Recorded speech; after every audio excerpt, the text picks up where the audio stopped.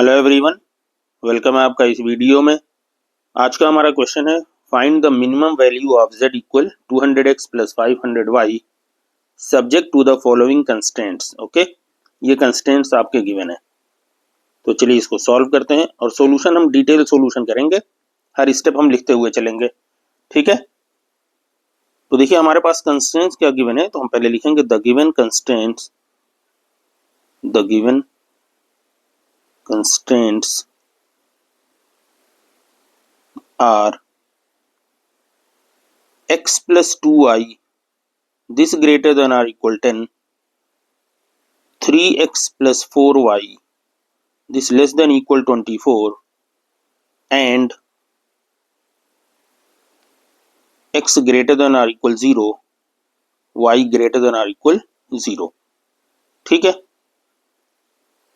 अब देखिए हम क्या करेंगे, इन कंस्ट्रेंट्स की हेल्प से हम लाइन ड्रॉ करेंगे। ओके, ठीक, तो चलिए इसको हम कंस्ट्रेंट 1 मान लेते हैं, इसको कंस्ट्रेंट 2 मान लेते हैं। ओके, तो देखिए फॉर द ग्राफ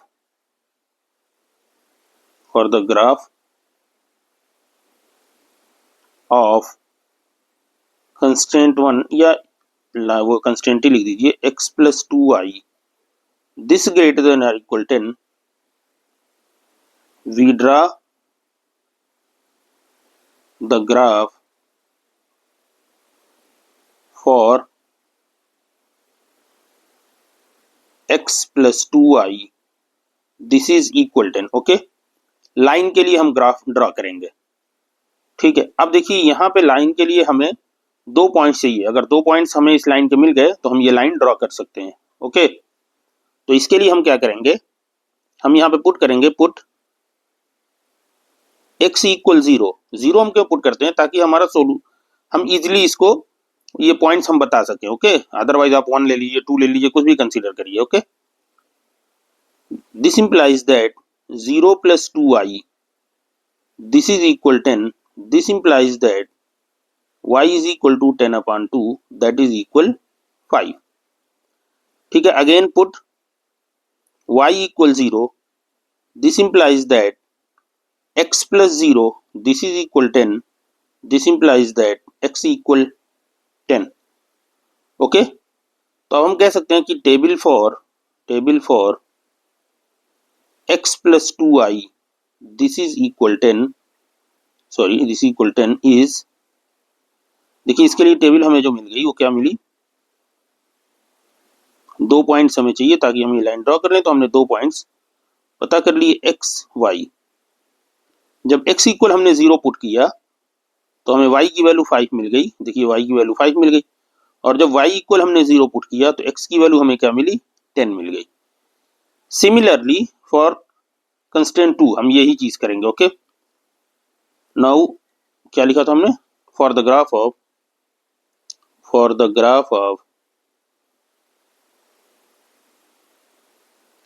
क्या दूसरा कंस्टेंट हमारा क्या है, 3x plus 4y, 3x plus 4y this less than equal 24। Same language लिखिए, we draw the graph for 3x plus 4y this is equal 24। Okay, तो इसके लिए हम क्या करेंगे, सेम स्टाइल के put x equal 0, this implies that 0 plus 4y this is equal 24, this implies that y is equal to 24 upon 4, this is equal 6। now again put y equal 0, this implies that 3x plus 0 this is equal 24, this implies that x equal 24 upon 3 and this is equal 8। ठीक है, तो अब हमें मिल गया table for, now table for 3x plus 4y this is equal 24 is, क्या table हमें मिल गई, देखिए ये x y, 2 पॉइंट्स हमें चाहिए। तो x इक्वल जब हमने 0 पुट किया तो y की वैल्यू 6 मिली, जब y इक्वल हमने 0 पुट किया तो x की वैल्यू 8 मिल गई। ओके, अब देखिए यहाँ पे आप 0 पुट करने के बजाय 1 या 2 पुट करते हैं तो फिर से आपको प्लस माइनस करना होता, तो इसीलिए हम 0 पुट करते हैं फॉर सिंप्लिसिटी। ओके, तो चलिए यहाँ तक हमारा काम हो गया, अब आगे देखते हैं। अब देखिए हमें क्या करना है, हम ग्राफ ड्रॉ कर रहे हैं। ओके, तो चलिए ड्रॉ कर लेते हैं।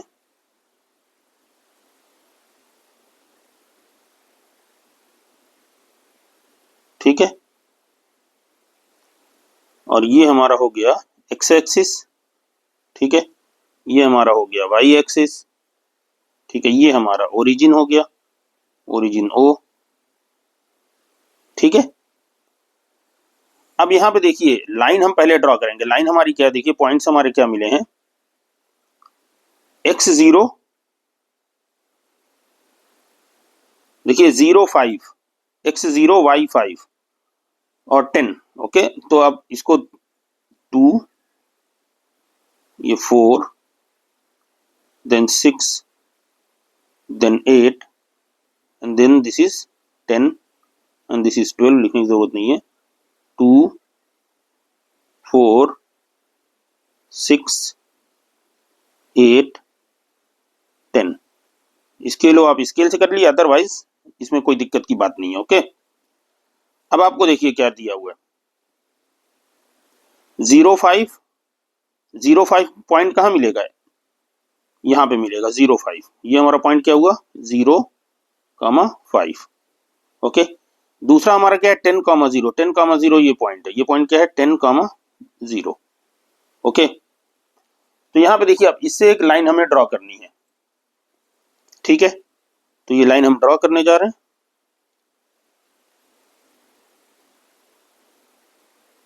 ठीक, अगेन अब हमारा देखिए क्या हमारे पास है, दूसरी लाइन के लिए 0 6, 0 6 हमारा कहाँ आएगा, ये पॉइंट हमारा क्या हो गया 0 6। Okay, this point is 0 6। Okay, दूसरा क्या है 8 0, 8 0 हमारा ये पॉइंट मिला, ये पॉइंट क्या मिलेगा 8 0। ठीक है, अब इसकी हेल्प से भी हम एक लाइन ड्रॉ करेंगे। ये रहने दीजिए, अभी फिर से करते हैं। देखिए ये तकरीबन होगी लाइन ड्रॉ। ओके, तो अब देखिए फर्स्ट और सेकंड लाइन आप इसको लिख लीजिए तो ज्यादा बेहतर है। तो फर्स्ट लाइन हमारी क्या है,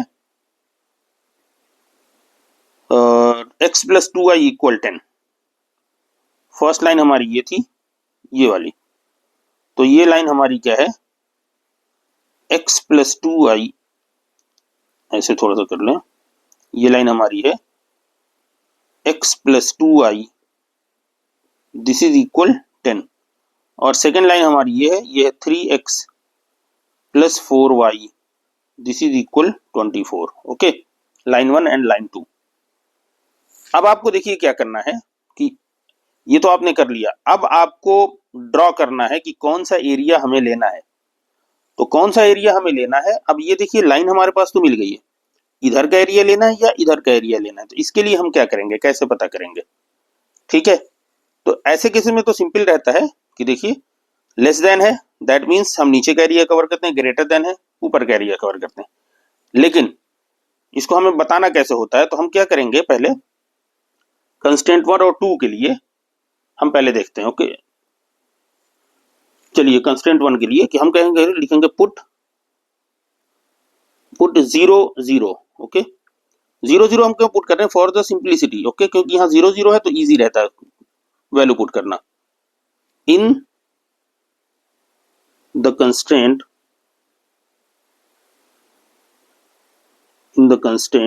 क्या है हमारा x + 2y। Okay, x + 2y is greater than or equal 10, we get, देखिए क्या होगा 0 + 0 is greater than or equal 10, this implies that 0 is greater than or equal 10. Is it true? No, which is false, which is not true. Okay ठीक, तो हम क्या लिखेंगे इस case में, हम क्या लिखेंगे कि यहाँ जो हमारा है, देखिए हमने ओरिजिन पुट किया ना, तो हमारा जो एरिया मिलेगा वो ओरिजिन की तरफ नहीं आएगा बल्कि ओरिजिन से दूर जाएगा। जब ट्रू होता तो ओरिजिन की तरफ आता। जो वैल्यू हम पुट करेंगे यहाँ पे इस पॉइंट की तरफ, जरूरी नहीं कि हर बार, कई बार लाइन होती है हमारी ओरिजिन से पास होती है, तो उस केस में हम ओरिजिन नहीं रख सकते, हमें ये पॉइंट या इधर के पॉइंट रखने होंगे, लाइन से इधर ले या लाइन से इधर। ओके ठीक है, तो लाइन अगर ओरिजिन से पास होती है तो हम ओरिजिन को नहीं रख सकते, तो फिर हम कोई और पॉइंट चूज करेंगे। लेकिन अगर फॉल्स होता है तो इसका मतलब उस पॉइंट की तरफ हमारा एरिया नहीं आएगा बल्कि उस पॉइंट से दूसरी तरफ हमारा एरिया होगा। ठीक है, that means which is false, so half of the plane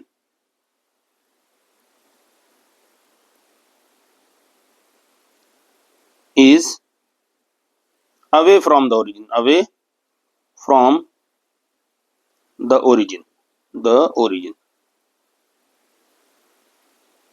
ठीक है, तो half of the plane away from the origin, इसका मतलब हम कैसे कर लिखेंगे, देखिए कौन सी लाइन है, फर्स्ट लाइन, ये वाली लाइन। ठीक है, तो away from the origin means ये जो लाइन है इससे बाहर की तरफ हमारा एरिया जाएगा, जो हमें मिलेगा फिजिबल रीजन, जो हम कह रहे हैं कि हमें इधर मिलेगा, इधर की तरफ। ठीक है, और इधर सब आता रहेगा, अभी हम आगे भी जाएंगे। ओके, अब इसीलिए इसी तरह हम दूसरे वाले को भी देखेंगे। Okay, now put 0 0 in the constraint, in the constraint 3x plus 4y this less than or equal 24, we get, देखिए क्या मिला, this is 0 plus 0 is less than or equal 24, this implies that 0 is less than or equal 24। तो ये true हमारे लिए, which is true. और अगर ये ट्रू है तो हम क्या कहेंगे कि ओरिजिन की तरफ हमारा एरिया मिलेगा। ओके, अगर ये ट्रू है तो हम क्या कहेंगे, which is true, so half of the plane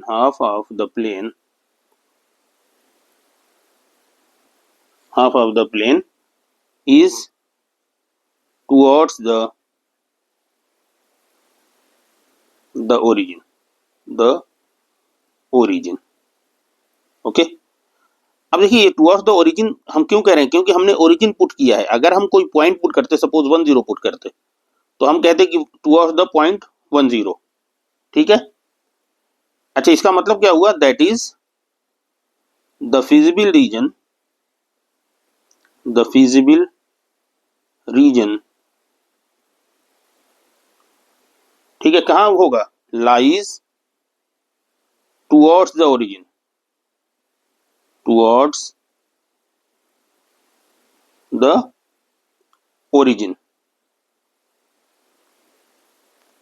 ठीक है, origin side of the line. ठीक है, तो ये बात समझ में आ गई आपको। अच्छा इसी तरह हमें ऊपर भी लिखना चाहिए था, तो चलिए यहां भी हम लिख दें, यहां भी हमें लिखना चाहिए था, that is the feasible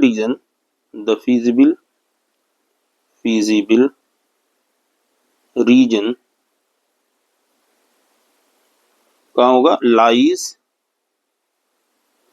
away from the origin side of the line.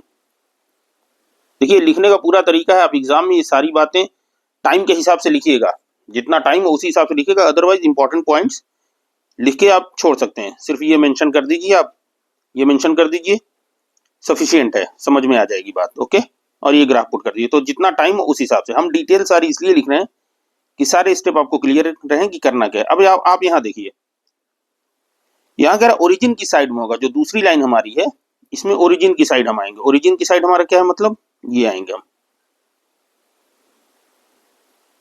देखिए सेकंड लाइन हमारी यहां तक जा रही है।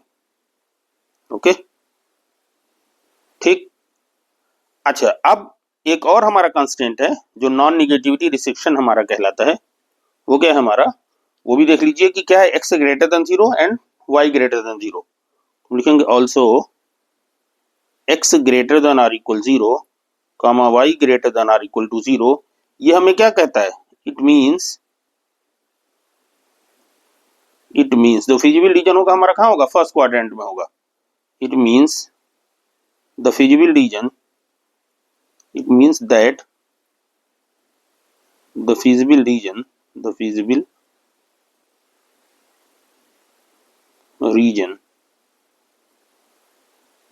कहाँ होगा, will lie in the first quadrant,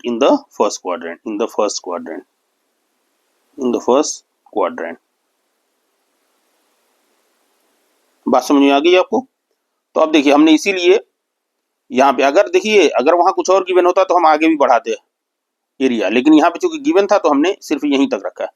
अब आप यहाँ देखिए कि इसमें कॉमन कहाँ हो रहा है, जहां दोनों हमारे ये एरो टच हो रहे हैं। तो वो देखिए यहाँ पे ये जो छोटा सा हमारे पास स्पेस मिल रहा है, एरिया मिल रहा है, यहाँ पे दोनों टच हो रहे हैं, ठीक है। तो इट मीन्स अभी हम इनको हटा देते हैं, ये हटाने की जरूरत नहीं। देखिए ये पार्ट हमारा जो है फिजिबल रीजन का पार्ट हुआ, ये पार्ट, बस ये पार्ट, क्योंकि ये कॉमन हमें चाहिए, कॉमन पार्ट ये पार्ट हमारा, ठीक है, ये कॉमन पार्ट हमारा। तो इसके लिए हम क्या करेंगे, इस पॉइंट को हम ए नाम देंगे, ये जो हमारा है कोई नाम दे दीजिए ए, ठीक है। इसको हमने बी कह दिया, इस पॉइंट को हमने सी कह दिया, ठीक है। तो देखिए ये हमारा जो एरिया है फाइनली, ये एरिया यही हमारा हुआ शेडेड एरिया, यही हमारा फिजिबल रीजन। अब यहीं से हमें ऑप्टिमल सॉल्यूशन ढूंढना है, ठीक है। देखिए इंक्लूडिंग द लाइन है, क्योंकि देखिए ग्रेटर देन आर इक्वल या less than or equal given है, तो इट मीन्स वो लाइन हम इंक्लूड कर रहे हैं, ठीक है। अब यहाँ के बाद हम क्या करेंगे कि देखिए हमें इसको हल करने के लिए हमें बी पॉइंट की वैल्यू भी चाहिए, ओके। इसके लिए हम दोनों लाइंस को सॉल्व करेंगे और ये इंटरसेक्शन पॉइंट है, ये हमारा कैलकुलेट हो जाएगा। तो यहाँ पे हमने क्या किया है वो भी हम लिख लेते हैं। देखिए ये सारी हमने बात कर ली, तो हमने यहाँ क्या किया है वो लिख लेते हैं हम, ऑन ड्राइंग हमने वो जो शेडेड रीजन हमारा फिजिबल रीजन मिला वो कैसे मिला है, तो वो हम लिख लेते हैं on drawing the graph of the given constraint of the given constraints और कंडीशंस और इनइक्वालिटीज, कुछ भी आप कह लीजिए, okay. And shaded the common region,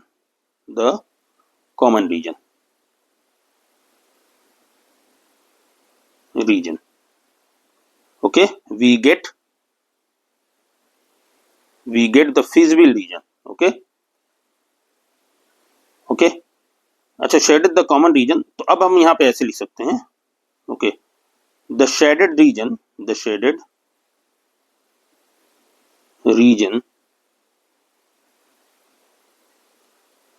A B C, देखिए A B C is the shaded region, यही होगा इज द फिजिबल रीजन, ये हमारा फिजिबल रीजन होगा, यही होगा जो शेडेड रीजन है, जो कॉमन रीजन हमारा है फिजिबल रीजन यही हमारा होगा, ओके। डिटरमिन्ड बाई, इसको लिखने की जरूरत नहीं लेकिन लिख लीजिए, determined by the system of the given constraints, okay, given constraints, okay. अब देखिए ये हमने जो फिजिबल रीजन फाइंड आउट कर लिया है, तो इसमें 3 पॉइंट है ए बी सी, तो ये हमारे कॉर्नर पॉइंट्स कहलाते हैं, ओके। तो कॉर्नर पॉइंट्स में ए की तो हमें पॉइंट हमारे पास है 0.5, सी के भी हैं 0.6, लेकिन बी के नहीं है। तो बी के हम कैसे सॉल्व करेंगे, ये देखिए लाइन को इंटरसेक्ट करता हुआ ये पॉइंट है, तो दोनों लाइन को हम सॉल्व करेंगे, हमें बी पॉइंट के कोऑर्डिनेट्स हमें मिल जाएंगे, ओके। तो चलिए इसको सॉल्व करते हैं। For the intersection point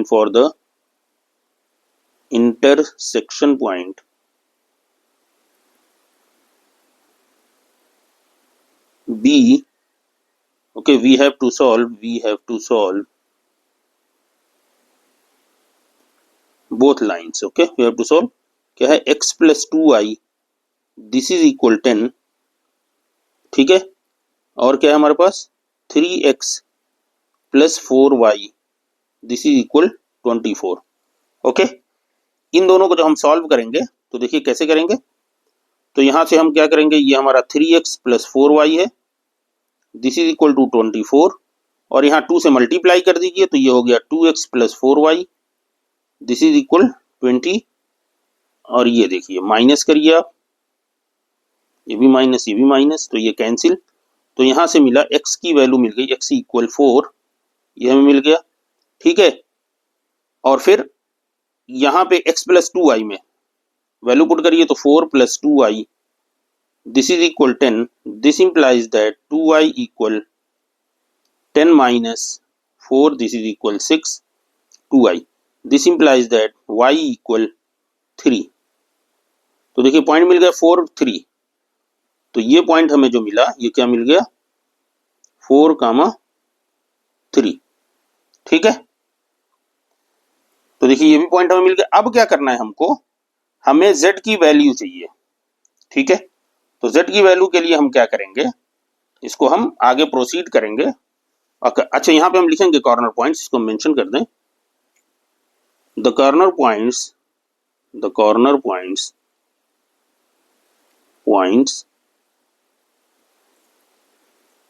of the feasible region the corner points of the feasible region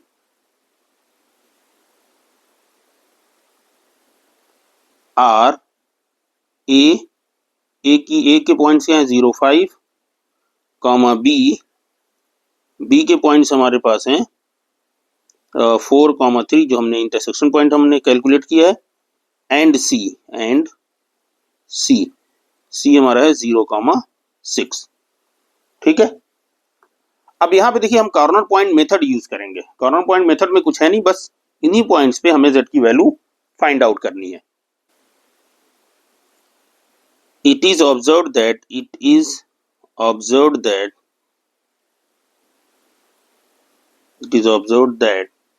the feasible region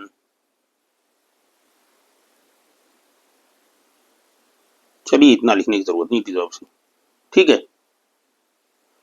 तो हम कॉर्नर पॉइंट मेथड यूज करके हम इसको सिंप्लीफाई करेंगे, हम फाइंड करेंगे now find the value of z। Now हम लिखेंगे the value of z at corner points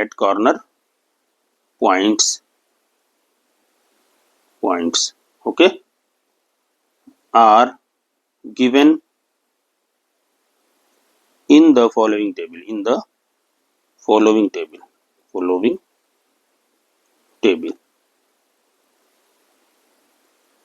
ठीक है।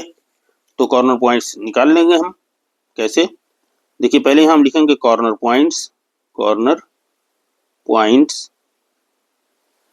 और सेकंड में हम लिखेंगे second column value of z क्या था 200x प्लस 500y, ठीक है।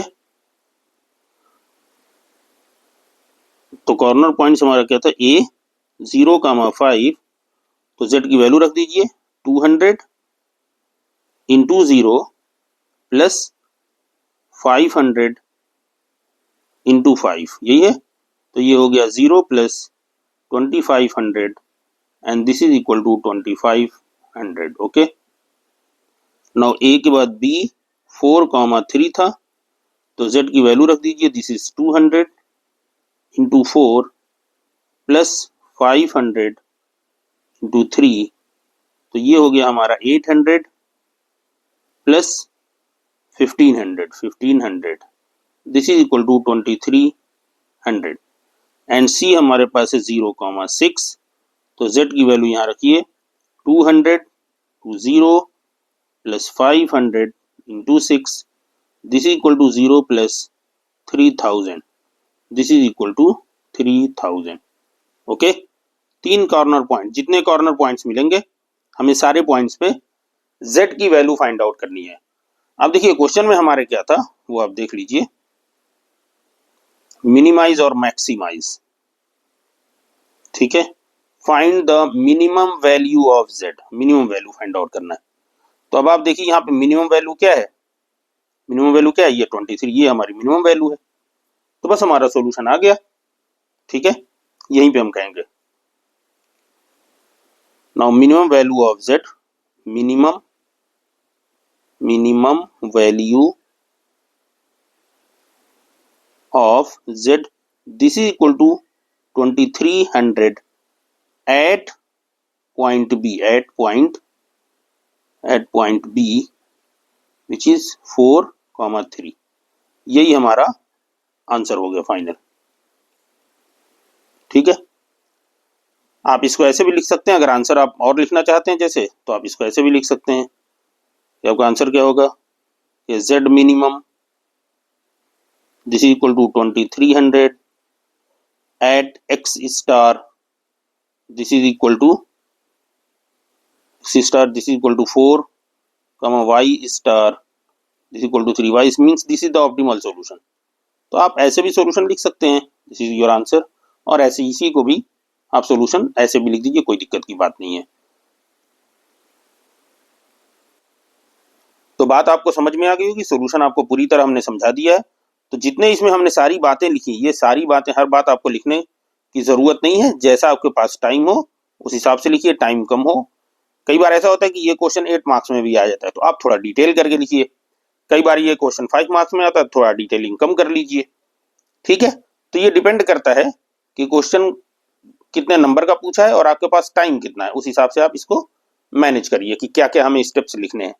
मैथमेटिकल स्टेप तो सारे लिखने हैं, लेकिन जो टेक्स्ट स्टेप हैं उसमें से कितना लिखना है, तो ये आपके ऊपर डिपेंड करता है। हमने सारे स्टेप लिखने की कोशिश की है ताकि बात पूरी तरह से समझ में आ जाए। ओके, चलिए मिलते हैं अगली वीडियो में, गुड बाय।